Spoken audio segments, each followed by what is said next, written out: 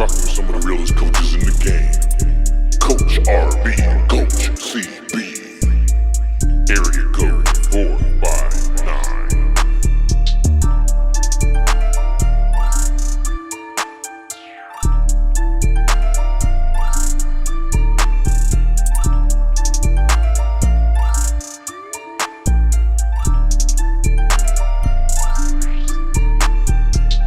What up, Area Code 459? It's your boy, Coach B. I'm here with my co-host, Coach CB. What's up, CB?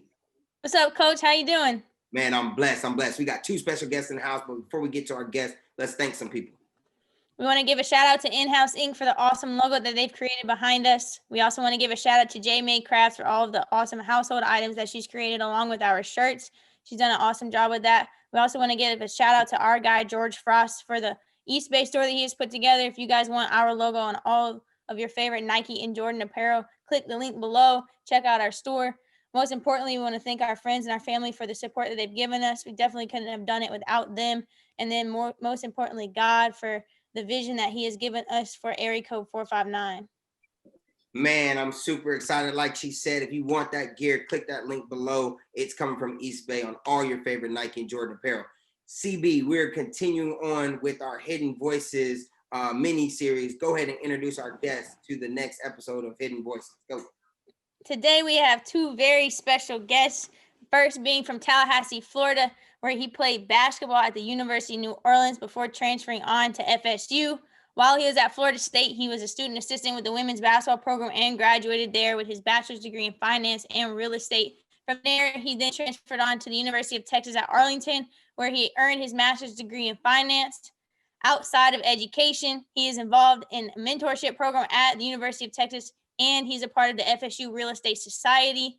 Currently, he works with Trademark as a senior financial analyst. Let's welcome to the show, Mr. Mitchell Parker. How are you doing? I'm doing good. Thanks for having me on, guys. I'm excited for this. I've watched, some of the past podcasts, so I'm excited to be on, man. I watch a lot of podcasts. This is my first time doing one, so I'm looking forward to it. And before Awesome. our next guest, Mitchell, I do want to make a correction because I'm in Austin, Texas. That's UT Austin. UT Austin, not UT Arlington. There is UT Arlington, but I went to the University of Texas Longhorns in Austin, Texas. That's right. Give me right. My bad. No, you're fine. Our next guest is also from Tallahassee, Florida. He attended Gardner-Webb, where he played baseball and completed his degree in finance and economics. From there, he was able to intern with Morgan & Stanley before he earned a position as a financial advisor associate within the company. He now works with Stifel, where he develops retirement planning strategies for nonprofit and small businesses. Let's welcome to the show, Mr. Blair Huggins. How are you doing, Mr. Blair? Great, guys. Thanks for having me on. And, I didn't tell you, but this is also my first podcast. So I'm happy to get to do it with you guys. This is great. Good. That is awesome. And guess what? Our episode is about hidden voices. We know that there's voices out there that could help our community and continue to grow and develop people. So we appreciate you guys having on. And we came to the conclusion that we wanted to do a mini series about hidden voices. We thought it was so important to listen to other people's stories, develop relationships, and also follow up. Much like sharing your own story can help benefit others, it can also engage other people. And then listening to your story can help broaden our scope and knowledge and understanding. So this is a question for both you guys, and either one of you guys can start. But we're going to start tonight's podcast off with, tell us about yourself and how you, as an athlete, played an intricate part of how you grew up and your makeup of who you are today. Go, Mitchell. Yeah. Okay. I'll start, man. So obviously, there's a lot that affects your life and who you become. Obviously, every single person in the world has a slightly different experience than everybody else. And, that's what's awesome. It makes us all individuals. But, for a lot of athletes, they're being an athlete, playing sports, whether it's as you grow up and you finish as a high school athlete, or, for some of us, we get to be college athletes. And for some, they make their entire career based around sports as a professional athlete or as a coach or whatever. But sports, really, regardless of at what level you end up finishing, being an athlete and playing sports can really help shape who you are as a person. And, for me, I think I got a lot from sports. The first time I had to really endure hard work was in athletics. Thankfully for me, school was always something that came pretty naturally, but, and I had good size for sports, very tall, but, I wasn't the fastest, wasn't the most athletic guy naturally. So there was a lot of hard work that went into developing a skill set that could allow me to compete at a high level in high school and then make it to the Division I college program. I mean, I really was able to start working hard. And I had seen, you obviously see hard work from family and friends around you, but, that was something that really got instilled in me through sports was facing challenges and understanding that I'm not always going to be the best at everything, but if I put in the time and effort, I can get myself to a level of where I want to be. And, I think that humility is something that comes huge from sports because, especially when you're not just supernaturally gifted, you get humbled a lot, and that's something that will happen in your career. It'll happen in just daily life, but sports will teach you that quick. There's always somebody who's out there that's going to be a little bit better than you or is working a little harder than you. And that's something you just got to take and understand that that's the case and work harder to get to the level that you want to be at. And I think those are two things I took away from sports that has stuck with me as I've become a professional and I've tried new endeavors. That understanding that you're not just great at everything right away. So you really got to work hard. You got to stay humble and understand that, the people who you see that are successful, the reason they got there is because they worked hard, and you got to put in that same effort. And you got to understand that, it's your work and you have natural talents and gifts that God gives you, but you really got to, work to hone those skills and you get a lot of help from those around you. I played a team sport, so as good as I was, and I had colleges recruiting me and stuff, if I didn't have teammates and coaches pushing me and helping me and making me look good in certain situations, I wouldn't have been there. So, I think that's something that sports has really given me. But Blair probably has a similar situation. I would imagine he played a team sport as well. But yeah, what do you got, Blair? I love athletics because it teaches you so many life lessons that you just don't get anywhere else, especially growing up as a kid in high school, being a collegiate athlete. Being an athlete, it teaches you how to work in order to win, but also it teaches you how to fail, because being an athlete, you are going to fail at some time or another. And that's something that I just don't think a lot of people know how to do in life, and they just can't handle these days. Especially a lot of these younger kids, they don't know what failure is really like, and because they've always got somebody telling them, "Oh, it's okay." There's such that everybody's a winner mentality these days, and when you get to real life, that's just not the case. Everybody is not a winner. You're not going to be a winner all the time unless you work for it. Being a teenager working on I was a baseball guy, Mitch was a basketball guy, but working with 8 other guys on the field and 15 to 20 other guys on the bench, there's a lot of talent on the field, and you don't get to play unless you put in the work and you're one of the best out there. There's a lot of times I just flat out wasn't the best out there. And I had to work for it. That's the only way that I was able to make it, and to where I was a starter in high school, and I was able to go on to Division I and play baseball at a very high level. But I absolutely had to work for that. I wasn't naturally gifted. I'm not naturally athletic. I just was able to put in the work, and I had a lot of failures that drove me to where I wanted to work hard for it. But that's so awesome, because that teaches you so many lessons growing up that translate well, not only into the athletic world, but into the business world, into life after athletics. Because at some point in time, you're going to have to put down the bat. You're going to have to put down the basketball. You're not going to be able to do that and make your living or get your scholarship that way. And you're going to have skills that translate into some other area of life. And learning how to fail and deal with that failure and to overcome that translate awesome into the business world. I don't think I'd be anywhere near the business person I am today if I didn't learn how to deal with failure as a young kid playing sports. So, it's not all about failure. You also want to win, obviously, but you don't get that drive unless you do have some failure. So learning how to win in the business world, it really, I got a lot of that from being an athlete as a younger man. Yeah, and I'd like to, I mean, that's a great point, Blair. I'd say, like, you're not always going to get that dream job, the first time you apply for it. And, I'm sure Blair could tell you, he's a financial advisor, and you're not going to land every client. And sometimes you may be sitting there thinking, I think what the strategy I've laid out for you, what I want to do to help you, plan for your retirement or whatever, is the best strategy for them. And it might be, but, not everyone's always going to go with it. Sometimes people, they just want to do it their own way, or they want to, go another direction. And that's not always the worst thing, because you never know what else is going to open up for you down the road. Or, it might just be, hey, the way you delivered your pitch to that client, or the way you performed in that interview, or the way you communicated, or whatever, that's just something that you need to work on. And it's not necessarily always a bad thing. It can be a thing you learn from, like Blair was saying. You're never going to understand success unless you've had failure.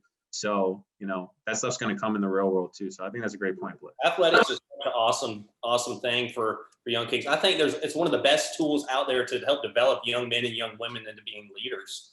Because not only as a young kid do you have to learn how to work for things that you're not naturally perhaps good at, but you also have to deal with different people. Everybody has to deal with different people, different personalities, different leadership styles. As an athlete, you have to deal with different coaches. You perhaps have to deal with somebody who's a little bit more senior on the team than you are. And that translates just fantastically into everyday life. Like not hardly anything else that you can do as a kid really does. I love how you guys talk about that, because like failure, I was just having a conversation earlier today, but we were talking about preparation, and I heard a quote by Carol Lawson the other day, and she said, preparation doesn't guarantee results, but it always guarantees growth. And I think that's failure. Like we always leverage, it's not a loss, but it's a lesson. There's always a way to continue to move forward and grow and learn from those failures. And then Mitchell, you talked about you couldn't have gotten where you were if it wasn't for the people around you, like teammates pushing you to be better, coaches pushing you to be better. And sports is such a mentor mentee type of profession. Like there's more hats to be worn than just being the name of a coach, And so when I was in sports, I have so many people that influenced me. Coach Britt, my college coach, Coach Cam that he was telling about earlier in Atlanta, Coach Avery, who is my mentor down when I worked in the inner city. Like so many of these coaches, had I not been an athlete, I would have never been in their life. They would have never been in my life and influenced me the way they have. But who has been an influence in your life, and how have they encouraged you to use your voice and your passion to impact those that are around you and what you do every day? Yeah, I'll let Blair tackle this one first. Yeah, I've had a lot of mentors and mentees, a lot of mentors in my life. Just being around athletics, that naturally happens when you're around people who've been around the game for a long time, and then transitioning to the business world. I've had a lot of mentors. I've had a few awesome coaches that I could sit down with, and they could say, Blair, you really need to improve in this area. You're good here and there, but you really need to step your game up. And maybe your defense or maybe your hitting. Usually it was hitting for me. But having a relationship with a mentor to where you can go and sit down and really talk things out and get honest opinions was great. From the time I was a boy playing sports to even now, today in the business world, one of my biggest mentors was my dad. We work together every single day. We're on the same financial advisor team together. And when I was playing ball, he was always honest. We kind of knew playing baseball that I was probably not good enough to go to a Division I powerhouse like Florida State, which was every boy in Tallahassee's dream, or University of North Carolina or University of Texas where Mitch went. But I knew that I was good enough to play at a high level. That happened to be Gardner-Webb University for me. It's Division I baseball. We're not not in the ACC or the SEC, but we were in the Big South playing Division I teams like Coastal Carolina, Liberty University. But me and Dad sat down many times and just talked about where do we really think that I had the chance to go and play ball at. Now he happens to be my partner in the business world. It's awesome that it worked out that way, but he's been a financial advisor for 32 years now, has a lot of experience.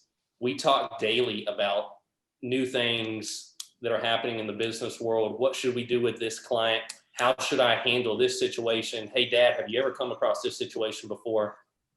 It's been awesome having him on board to where he has so much experience, but I can still come talk to him and say, hey, I need a little help here. What are your thoughts there? He's been a great mentor.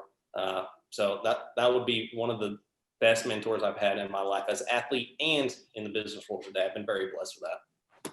Yeah, and like Blair, you know, I was blessed to have a very solid family who pushed me towards my goals and who sacrificed, you know, their time and their money and you know, put me towards camps and let me go drive to Panama City every day to go play basketball and practice to be on Britain's AAU team when I was in between my junior and senior year and really trying to get recruited. And, you know, I'm thankful for that.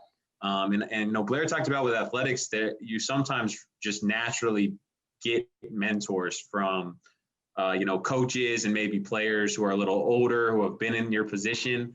I think that's definitely something that naturally comes in sports. And unfortunately, in the real world, you know, quote unquote, real world, those natural mentorships may not always come about. But I think seeking out somebody who can, you know, seeking out mentorship programs or seeking out somebody who's maybe where you want to be one day, if you know your goal is to become whatever it is, a coach, or you know, you want to be a CFO of a company or a CEO of a company, or I know Bryn's been getting into real estate lately. Like, you want to be a successful realtor, go find a successful realtor and just ask to take them to lunch, ask them to get some coffee and just pick their brain.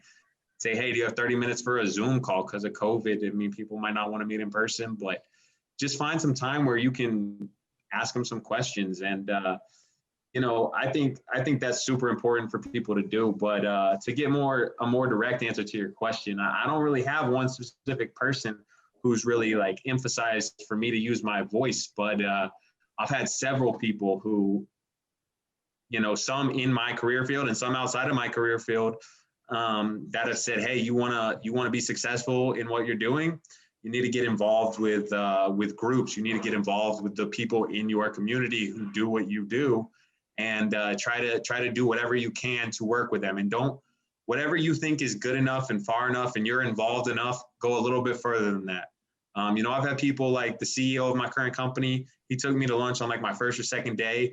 And he said, you know, reach out to these people who have been successful in this field and try to get lunch with them or try to go to their office and meet with them for 30 minutes or whatever.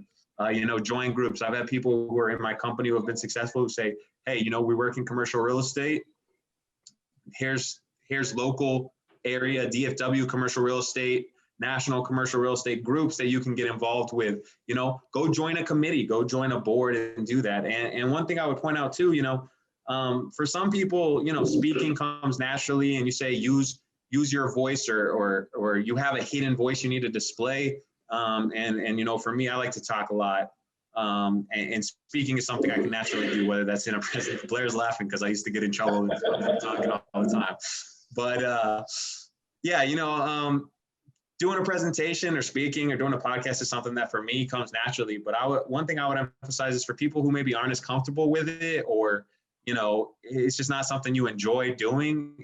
Put yourself out of your comfort zone a little bit and try to do those things, but find something you are good at.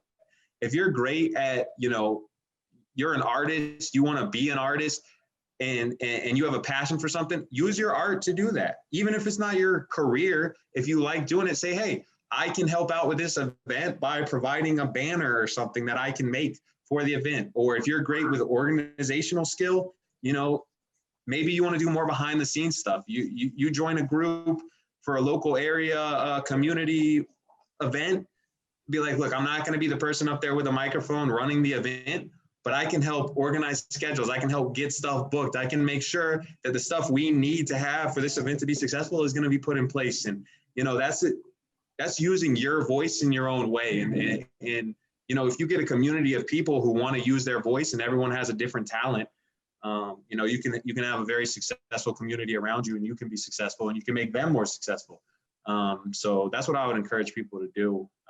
Just get involved and find mentors. So those two things.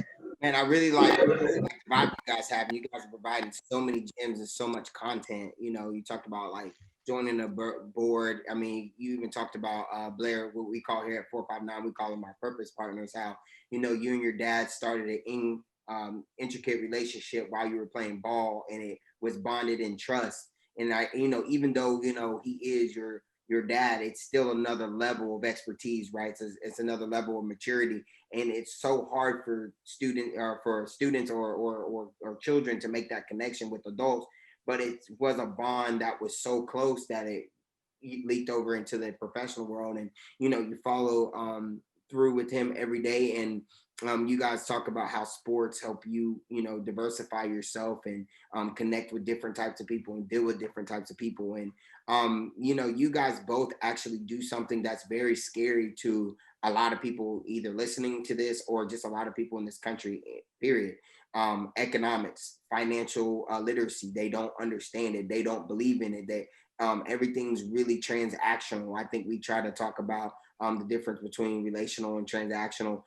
People are very when it comes to people, they're very transactional, and when it comes to their money, they're very relational. And it's kind of weird, because when you think to yourself, you're like, hey, like, people don't speak power to their money, or people don't speak purpose to their money. They just kind of let it fly out the window. And, you know, thank God we have, you know, YouTube on here. So I kind of want to dive into, you know, out of the athletic realm, but I want to kind of look into your professional life. Could you tell us a time where you achieved professional success, but you necessarily don't want to repeat it? And the reason why I asked this question that way is because financially, a lot of people don't want to take what's necessary to get out of their financial situations to get on the green side of their finances. They rather just keep doing the same thing over and over. And as an athlete and as a coach, people tell me, if you just keep doing the same things over and over, you're basically you're basically insane. That's the definition of insanity. So in your professional life, when was a time that you were successful, but you don't want to repeat that experience again? Yeah. So for me, you know, I got my first job out of my master's program, and you know, I got a job at a hedge fund in Fort Worth, Texas, and you know, I think I learned a ton at that company. I think some of the people I worked with were some really great people, and that everyone who worked at that company was extremely smart. But it was something, you know, I was really searching for my first career. I had worked a little bit after I stopped playing basketball and I transferred to Florida State. I had worked, you know, part-time while I was in school, and I was working with the women's basketball program at Florida State a little bit. And you know, I had done an internship, things like that, but I had never really made a career move, and I didn't exactly know how to figure out the company that I wanted to work for. And, you know, it ended up being something that wasn't the best fit for me personally. The company, like I said, I learned a lot, and I think it's something that I gained from and I used as an experience. And you know, when you look at my resume, that is a success. It's a very highly respected hedge fund, especially in the DFW area. They are successful as a company, and the people who work there tend to be very successful individuals. But it's something for me, if I was starting over today, I might not necessarily go for that same corporate environment. You know, but that's something you got to learn from it. And that's something, I didn't have anyone who worked in the field in my family or in my close knit circle that did exactly what I wanted to do at the time. And, you know, I still don't even know exactly what I want to do because I have so many interests, but, you know, I ended up coming to Trademark where I am now, and I really love being there. It's a community that really, as a company, feels like they really care about my personal success as much as they care about the company's success. And they really push me to grow as an individual and encourage me to get involved and encourage me to pursue things that I'm interested in. And even though I might work in one department, they say, hey, you're interested in that, go see if there's any projects you can help them out with so you can learn about it. So that's something I might do a little bit differently. And then on the personal finance side, you know, I got married recently. I got a beautiful wife, Mara, and we've got our personal financial goals. And when I never had a mentality of wanting to try to flaunt wealth or whatever when I know I don't have it. But you know, there are some decisions I made where when I was first getting out of school, it wasn't purchases that I necessarily regretted making. There's things that I think I got use out of, but I definitely might approach my finances a little bit differently. I always had a generalized budget of my personal finances, and this is roughly the amount of money I think I can spend on XYZ category. But once I got engaged, my wife and I really sat down and looked at, okay, what's our net worth? You know, what sort of money do we have coming in? How much cash do we have on hand? What are the items we own worth? And then how much debt do we owe on my student debt? And, you know, I was blessed to have a wife who was a Division I college volleyball player, had no real debt. She got her master's degree with no debt. So, you know, she brought a lot into the marriage where I felt coming in, I was bringing in a lot of baggage of debt. And we both had, you know, car loans and things like that almost, to me, sort of weighed us down. And we decided to sit down and really create a plan for our finances. And we do a monthly budget together. I think it helps us in our marriage because we're not out here wondering what is she spending money on? She's not saying, what is he spending money on? Because we talk about it ahead of time. And, you know, we decide together what's worth spending money on. And I think I wish I had started that something when I was something I had started when I was younger, a little sooner, when I was first coming out of school and really, you know, I don't know if you guys know who Dave Ramsey is. I don't exactly follow the Dave Ramsey plan, but I think there's one thing. I think a lot of what he says is stuff people should really follow. But there's one thing that he says that really hit home with me, and that's something that I would do a little differently because I would start this sooner. And it's something you almost said in a little bit different phraseology a minute ago, Britton. But he says, you know, you have to have a plan for every dollar that you bring in, because if you don't, he says you have to tell your money where it's going to go, because if you don't, your money will tell you where it goes, and that's never a good solution, because then you wake up and you know you don't, oh man, what did I spend this money on? Did I really have that good of a night out on the town? Like, oh, did I really need that extra pair of shoes or whatever it is? You know, everyone has their vices on things that they look at from personal finance perspective. There's always things that weigh people down. But I wish I had started sooner, planning out every single dollar I bring in and saying, I'm going to tell this dollar where it goes, and I'm going to tell this dollar where it goes, and I'm going to put it towards the things that are going to make me successful in the long term. Like, there's some sacrifices my wife and I have made since we got married that, when you look at the grand scheme of life and how happy we are as a couple and the fact that we want to have kids, and, you know, these are things that don't even feel like a sacrifice when you look at the end goal. And if we take a short-term perspective on everything and we say, I have X amount of money, how can I bring enjoyment to myself now? You might be tempted to spend that money in ways that maybe aren't best for your long-term goals. So you really have to take that perspective of, what is my end goal? And is it, I want to own my own home and be the first person in my family to do that, something like that? Or I want to be able to send my kids to college, or, you know, something like that. Those are the goals that everyone's going to come up with for themselves. And maybe it's just, I want to buy a nice car. But, you know, once you have those end goals in mind, those small sacrifices you make now don't even feel like anything. It's the same thing with sports. When you're saying, I want to be a D1 athlete, or I want to go pro or whatever, that waking up at 5:30 in the morning to go work out, that's fine, because you know you're doing it for a purpose. So that's something I wish I had started doing earlier in my life on the personal finance side, because that's something I did in high school, wake up 5:30, 6 o'clock in the morning to go work out before school. And if I had taken that same mentality into my personal life, I think I could have been even farther ahead on the path to where I want to be than I am right now. I know that was a lot, but Blair, you're up. No, that's awesome, Mitch. Coach Britt, to directly answer just your question quickly, and I'll move on into another tailspin of answer to that. Professionally, when I first started out, I had to take a test in order to keep my job. Most financial advisors have to take a series of tests just to prove that they know how the stock market works, how finances work in general, how to sell stocks, how to sell bonds, what are the intricacies of derivatives and options, etc. When I first started, my first 6 weeks on the job, my only job was to study to pass this test. And the deal was that if you pass the test, you get to keep your job, but if you fail, you're done. That's it. So that's a lot of pressure, especially on somebody who's just out of college. You know, they're super excited about their first job. You know, you got family and friends that are rooting for you, but also, you know, that's pressure not only from yourself and from your career, but you've got family and friends that you're like, well, dang, if I don't pass this test, I'm going to have to go back and tell all these people that I got fired from my job because I couldn't pass this test. That's kind of embarrassing. So thankfully I studied, I passed the test, did very well. But to directly answer your question, that is a time that I was successful professiononally. I do not want to have to do that again. That's not fun to be under that kind of pressure, to either pass or fail, and if you fail, you lose your job. That's not fun.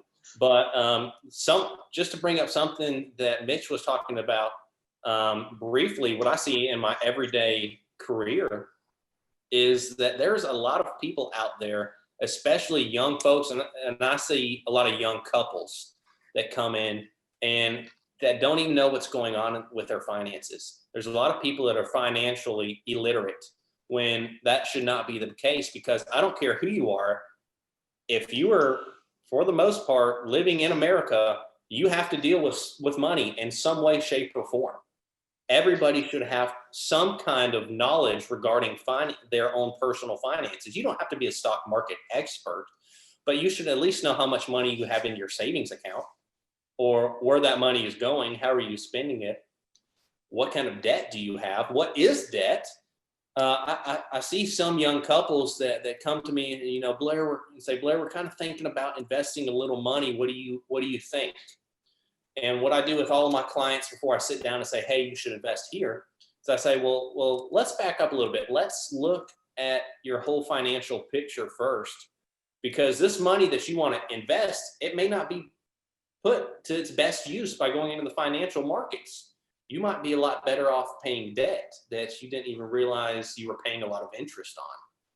And perhaps they might not have needed me to tell them that. Perhaps it should have been a known thing. But what happens is, as I go through a questionnaire and begin to find out what their finances look like and get a whole picture, I realize that a lot of people don't even know what's going on in their own finances. You know, maybe they have $25,000 worth of credit card debt, but they wanted to invest $500 a month. Well, that might not necessarily make sense when you're paying 15 to 25% on credit card debt. You know, I found out a lot of people that say, you know, I think I have retirement accounts, but I don't know where they are. Well, that's your money. You should probably know where your money is. For sure. But what I've helped some younger couples do, and which I know they do not want to do again, especially, it just seems that the young couples that have maybe one or two kids are really getting going in their careers, they may come in with a lot of debt. And I say, before we do anything, we need to pay off some of this significant debt. You know, if you've got credit card debt that you're paying 25% interest on, you should pay that off pretty much before you do much of anything else. If you don't have any savings, any kind of rainy day fund, you should definitely try to do that maybe before you go out and buy the new PlayStation 5. That should probably be at the top of your mind. Mm-hmm. Yeah. When I set out a plan for these couples, and it doesn't have to be only young couples, it can be older people as well, and they follow it, it is not fun to set yourself on a budget just like Mitch and Mara have. Mm-hmm. I don't enjoy it every day for a living. I don't enjoy setting up a budget. It's not that fun, but it's something that you have to do. You have to set up a budget. You have to know where your finances are going. And for the people that do that, and maybe they don't want to do it again, I don't want to do it again, it's absolutely worth it, because it can help you to really get your whole life in order. You get your finances in order, and everything else kind of seems to fall in place a little bit easier. Yeah. I'd say for sure that's the case, Blair. When Mara and I did our first budget, I don't know exactly how long it took us, but it was not a quick process. We had to go through everything we spend money on and say, okay, is this worth it? Okay, keep it in the budget. Is it not worth it? If we agree it's not worth it, let's move it out. And, there's thankfully, we somewhat kind of knew what we were spending money on already. And obviously, I have a finance background, so it was a little bit easier for us. But, I'd say now when we do a budget, it's like 5 minutes and we're done, because we understand what we're doing at this point. And it's something that seems daunting the first time you're doing it. But I mean, you look at any great athlete, right? Michael Jordan didn't dunk from the free throw line the first time he picked up the basketball, right? It's a daunting task when you look at it at the end of it. But once you get going on it, I mean, it gets easier, it gets a little bit more enjoyable. And as you start to see the results come in of you've paid down debt you didn't know you could do, or you've built up the savings you didn't know you could have, or that house you didn't think you would ever be able to afford is now within reach. I mean, those sort of things will really, really be something uplifting for you. And I mean, another thing that Dave Ramsey says when he talks about budgeting is after you do your first budget, you're going to feel like you got a raise, because you're going to get money that you were wasting on eating out when you should have been cooking at home, or buying, some jewelry or something that you don't really need. And you sit down and you say to yourself, is this worth it? And when you say it's not, all of a sudden at the end of the month, man, there's $300 I didn't know I have every month. Well, I mean, for some people that might not sound like a lot, but when you look at $300 a month, for some people that's life-changing. I mean, for me, $300 a month, that's a huge difference maker. So, I think that's something that I would encourage everybody to do. I like that both of you guys jumped on that, because I just recently got married myself, and honestly, the first time trying to get that financial literacy off the ground in my earlier 20s, it didn't work. You know what I mean? It was something that I kind of looked at and then moved away from, and I got away from, and then I noticed, oh man, I accumulated a lot in those, 6 or 7 years from when I first started to now. As I'm getting married again, and I'm in real estate as well as doing my current job. My wife and I talked about, hey, your first deals need to be paying off that debt. We shouldn't be putting it into a fixer upper. We shouldn't be putting it into anything else. We should be paying down that debt as much as possible before we start investing. So you guys definitely gave us some really, really good nuggets. And, we're going to have to invite you guys back for a part 2. I'm not even going to lie to you guys. But at the end of our podcast, we come to an end, and we just, basically come to a huddle and just call out something quick, just a one sentence go. Anything you think that our listeners should take from you guys, Blair and Mitchell? Yeah. So my quick advice to everybody is to never stop learning. Educate yourself, whether it be finances, whether it be your sport, whether it be your professional career. Don't stop learning. I just got married 2 years ago and now have a baby here. I'm trying to learn how to be a dad and trying to learn all these, do things that I want to do. So never stop learning and continue to educate yourself, especially on the things that really matter in life, like your family and your professional career. Thank you, Mitchell. Yeah. I'm going to switch up my advice after hearing Blair's a little bit, and I'm going to get a little bit more detailed with what he said. So I do some mentorship stuff with some people who are in the UT MSF program that I came through, or then in Florida State real estate program, stuff like that. And what I tell them is, hey, once you figure out what you want to do in life, that stuff, it should be what interests you. And if it is, then it shouldn't be hard to find time to learn about it.